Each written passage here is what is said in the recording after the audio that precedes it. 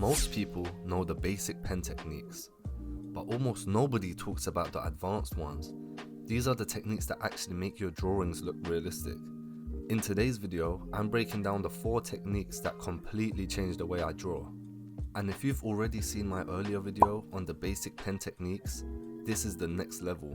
These are the skills that actually give your drawings depth, realism, and that professional finish. So let's get straight into it. Our first technique, and honestly the foundation of all realistic pen drawings, is pressure control and tonal layering. Ballpoint pens don't let you erase or smudge, so your values come from one thing: how lightly or heavily you press, and also how many times you layer your strokes. That is very important. When I'm building the shadows on the angel's torso, I always start with extremely light pressure, almost like I'm barely touching the paper. Then I slowly build up my midtones with repeated passes. I'm not trying to jump straight into dark areas, I'm building them gradually, so everything has a smooth transition by the end. And one of the biggest mistakes people make is pressing too hard way too early. With the ballpoint pen, once you go dark, there's no way you can go back.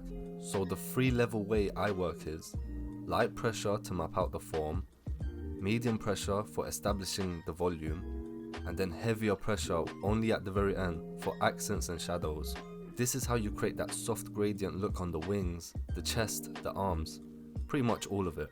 Think of it like shading with a pencil, but with way more discipline because there's no rubber involved. Pressure control is what separates a beginner from an artist. If you master this, everything else starts falling into place. Now that we're done with technique 1, let's move on to technique number 2, which is directional shading. Shading in the direction of the form that we spoke about. This drawing is a perfect example. Look at the angel's ribcage, the chest, and the arms. None of these areas are shaded randomly. Every line follows the flow of the anatomy. When I shade the shoulder, my strokes curve around the muscle. When I build the wings, the strokes flow outward into the feathers. And for the demon, the strokes follow the planes of the torso, the angles, and the twists and tensions you could see. If your shading direction is wrong, your drawing will look flat, no matter how good your values are. That's because directional shading does 2 things. It explains the form to the viewer, and it guides the light as well. And these 2 things is what end up creating the volume. Not just light and dark tones, but the direction those tones move in, which is very important in realism. So when you're shading, you need to ask yourself these 2 questions. What direction is the form moving? And what direction would the light wrap around it? But just remember to shade with the form, not against it. You will see an instant improvement in your work. Moving on to the 3rd technique, which is something I talk about throughout my whole channel, it's edge control. Knowing when to use hard edges and when to use soft ones. When you're drawing realism with pen, you don't have outlines, so you're creating edges with contrast. In this drawing, look at the angel's sword. That's a hard edge. The separation between the blade and the demon is crisp and sharp, because it's meant to be a dramatic focal point. But then look at the wings. Those are soft edges. The transitions fade gradually. The demon's face has sharp edges around the jaw and horns, but softer edges in the shadows of the neck and torso. That's because with realism, it needs to come with balance. Hard edges will equal to clarity, tension, and structure, whereas soft edges will be more depth, atmosphere, and realism. Another big mistake for this technique will be some people outline literally everything, making the drawing look almost stylish or cartoonish, or shading everything softly, making it look blurry and flat. And why this is important is because realism requires both. Hard edges where light meets shadow abruptly, and soft edges where forms roll gently or fade into the distance. Once you understand how to control edges in ballpoint drawing, everything becomes more believable. Now moving on to our final technique, texture rendering. Deciding how different surfaces should look and how to make each one unique.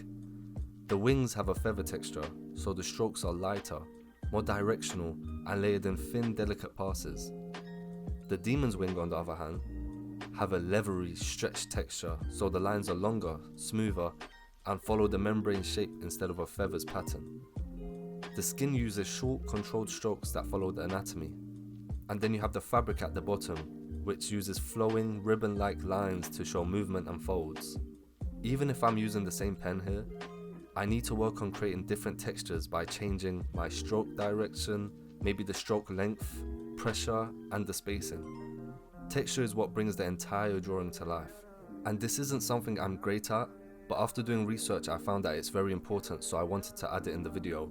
Because when each material feels different, feathers feel like feathers, then skin feels like skin, fabric feels soft. If I had these attributes right, my artwork will instantly level up. So those are the 4 advanced techniques that completely changed how I approach ballpoint drawing. Just to list them out here one more time: pressure control and layering, directional shading, edge control, and texture rendering. If you master these 4, you'll be able to create drawings that feel more realistic, dimensional, and intentional. If you found this video helpful, make sure to subscribe. I've got more step-by-step breakdowns and realism studies coming soon. Thanks for watching, and never forget to keep creating.